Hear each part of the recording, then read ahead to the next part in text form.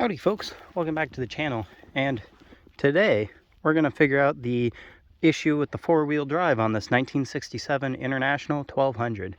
You guys of course saw this truck back in January when I first bought it. We revived the 304 engine after sitting for 20 years, I think. At least it was last on the road about 25 years ago. So this thing was a greasy old plow truck, so anything could have happened to the front axle. The hubs could be blown up, the center section could be blown up, or it could just be full of water. Who knows? So, first things first, we're actually going to fire this thing up and drive it down to the shop and pull it in there, and then I'm going to start ripping into this front axle and we're going to figure out what's wrong with it. Alrighty, looks like I need to find a battery, and then I need to hook my fuel line back up. So you guys recall, that needs to go up there. So I can gravity feed this just like last time, and then hopefully eventually we'll figure out an actual fuel system for this engine to run off of, instead of just trusting it to gravity feed like half the fuel that this engine actually needs, because then it spits and farts and sputters, and well, that was the issue last time. So yeah, I'll track down a battery and get the fuel situation taken care of. Alrighty, I got the fuel line hooked up and primed the fuel system, so there should be fuel in here. Oh yeah, we got fuel in the carburetor. I dug out the trusty old Megatron Plus. If you guys will remember the video on the step side there, this thing has about as much life left in it as a cemetery. But never worry, I polished up the terminals and boiled this thing on the old fast charger for like 30 minutes. So I'm sure this engine will zing right over.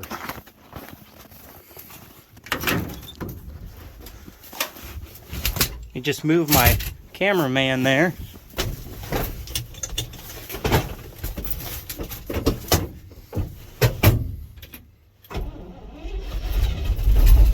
Oh, all right.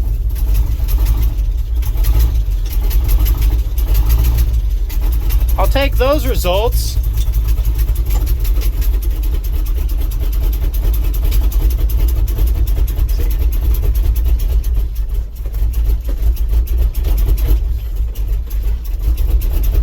I forget if it was this one or this one that's the throttle.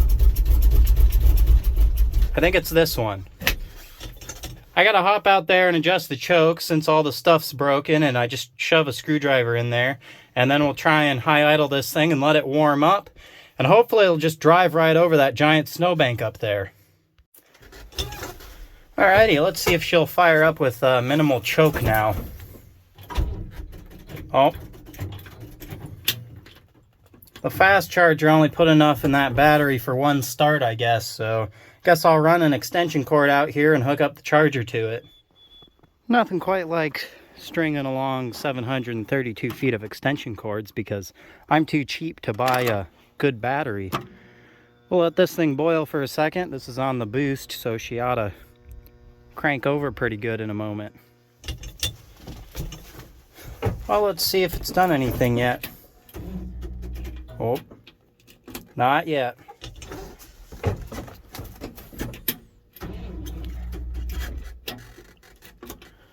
Well, I'm going to see if I can't scrounge up a fresh battery for this thing. My interstate just isn't doing the trick. You know, things might go smoother if I just shell out the money and buy a new battery. Alrighty, and the next contestant on today's Battery Battle Royale is a Napa Legend that's also been sitting outside all winter.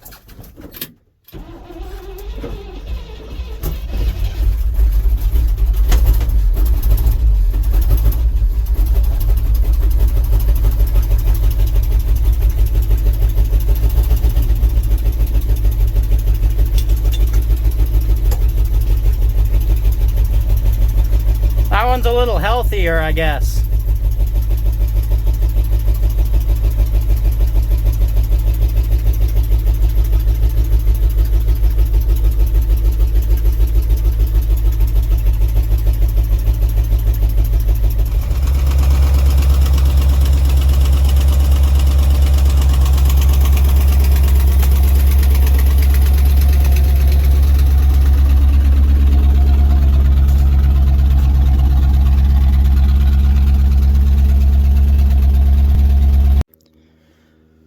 Well, my camera did me dirty it shut off 2 seconds into recording, and I didn't get a single clip of footage of this thing driving right out of its hole.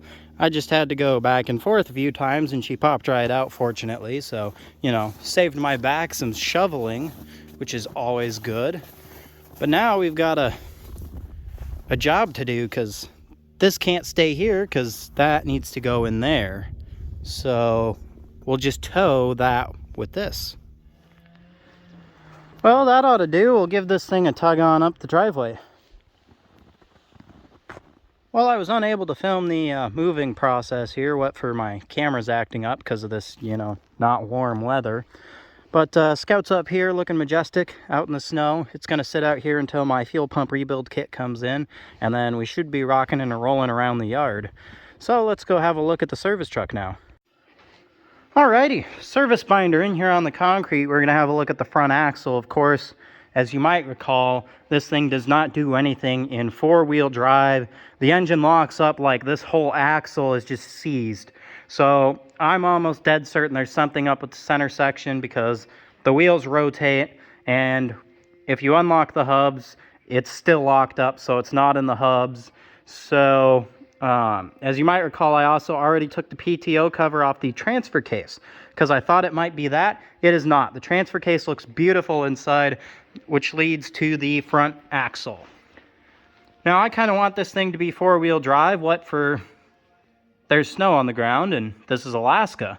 So what I'm going to go ahead and do here, since I've already gone through everything else basically and, you know, investigated good enough, I'm going to pull the diff cover off, and we're just going to have a look at what's in there.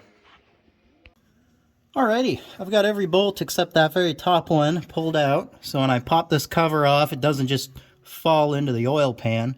And the first bad thing I notice is the complete lack of a metal tag on this differential. Of course, these came with metal tags that had a bunch of numbers on them, and 3 of those numbers were the gear ratio in your axle. And a lot of times people like to not put those tags back on when they've been in here monkeying around, which for a guy like me is not a very good sign, because, well, I don't know what gear ratio this is, so hopefully that rear axle can tell me. And I did the right thing and hammered a chisel in here to pop this cover off. That's a very not good sign. Where'd the gabagoo go? This thing must have had a bum pinion seal and leaked it all out.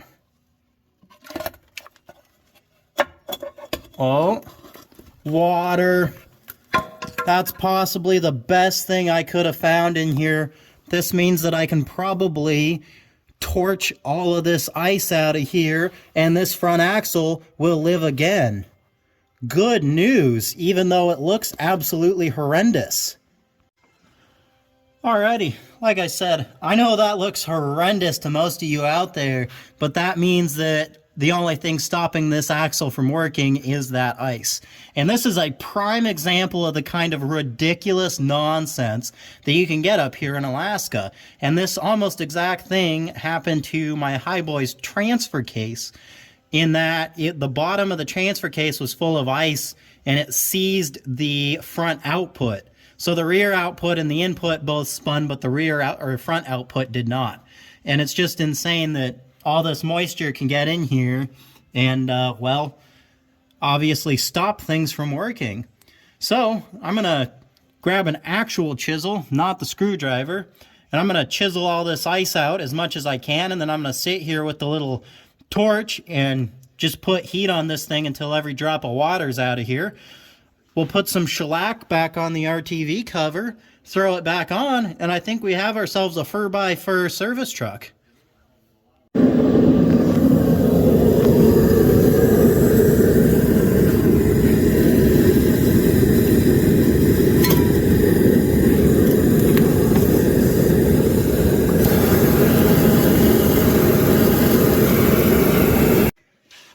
See, this right here is what we call an Alaskan locker. You just fill your differential with ice, boom, both tires always spin. You see, this unique specimen of 1967 International Harvester technology was ordered with the rare seasonal four-wheel drive option. A special space-age liquid in the differential senses when it's below 32 degrees outside, and it will lock up your axle so you no longer have four-wheel drive. It saves on wear and tear on your four-wheel drive components. Fun fact, if I had just waited until it was actually warm outside to be doing this, this truck would have had four-wheel drive again. Alrighty, and there she is. I'm sure that I might have cooked the axle seals and the pinion seal, but you know, we'll just chalk that up to be in the way of the road. This thing spins nice and free now, so I can get my levering device in here somewhere nicely. Maybe. It spins, trust me. The ring gear is very, very hot because there's been a lot of heat on it. But you can see she spins nicely there. And this ring gear actually doesn't have any rust pitting on it at all, which that absolutely baffles me that this ring gear didn't get any rust on it. So what I'm going to do is RTV up my diff cover, slap it back on, fill this thing up with gear oil, and she's good to go.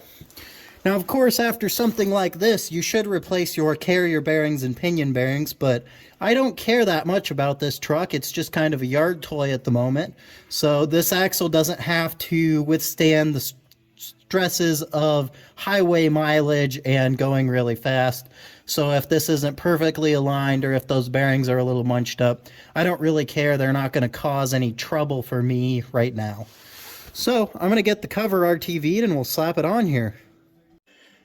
Well, unfortunately, all I have right now is red RTV, which you're definitely not supposed to use with gear oil. I've heard it always leaks every time, but it's all I have, so we're going to use it.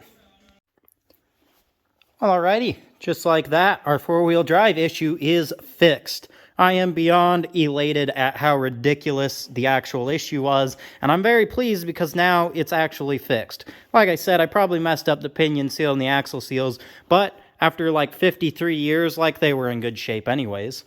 So, I've got the diff cover on and the bolts are snugged up. I'm going to wait a couple days to actually tighten them because what with the cold weather and whatnot, RTV does not like to set up at the rate they put on the packaging. So, this is going to be it for this video because, of course, I'm waiting for that RTV to dry, and this is really all the time I have today, but we got this thing out of the Snowbank, I got it down here, I got the Scout out of the way, and we solved our four-wheel drive issue.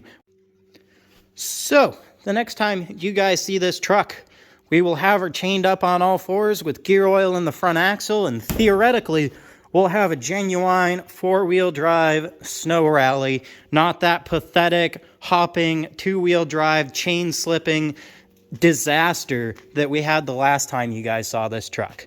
I will tell you one thing, though. This thing is shaping right up. Just the fact that front axle issue was so simple makes me very happy. I think this is going to be a very good truck for me.